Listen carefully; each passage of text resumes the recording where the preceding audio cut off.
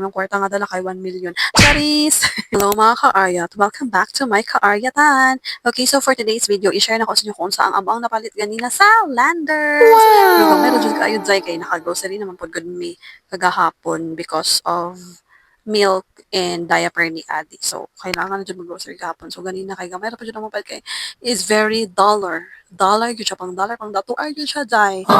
So, ganina nag-avail ko sa ilahang promo, katong silahang card, yung katong black, katong executive. So, mo siya akong gi-avail. Kaya nag-promo man sila. So, diretso natin dyan kay basing malubat po na ko ang microphone. So, dara dyan.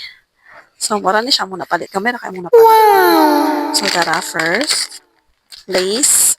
Pero dahil gamay na kayo nila, pero di na lang kumusaba. Hoy, bitaw. And dara. Tapos na, hapit mas kami si Daddy K. Ang katuyang, kung ano sa to, ang Nutella, oy nga. Pagtanaw niya, gamay na kayo, pero dollar man. So, kanina lang yung pili. Tapos, gusto ko mag-try ani kay ako ang na-try na ani no kay pepero ba to tawag ato, so kani mag-try ko ani. And of course nag-crave ko og almond. Dagan may akong i-crave for today's video kay hapit na ang red days tay. So namin yung tagod ang ato ang cravings ani.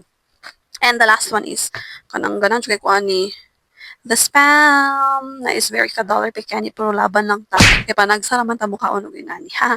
Bitaw sumura to siya day and na-amaze ko kay once na ino i-check siya nila ano ang receiver and everything. So ang mong nabayaran ganina day kay 766.40, di ba? Wow! Natulog ka gamay pinaran kay times 1 2 3 4 5. Pero naka 700 na ka. So, pag muato ka dito sa Landers tayo, dapat na imong kwarta nga dala kay 1 million. Charis!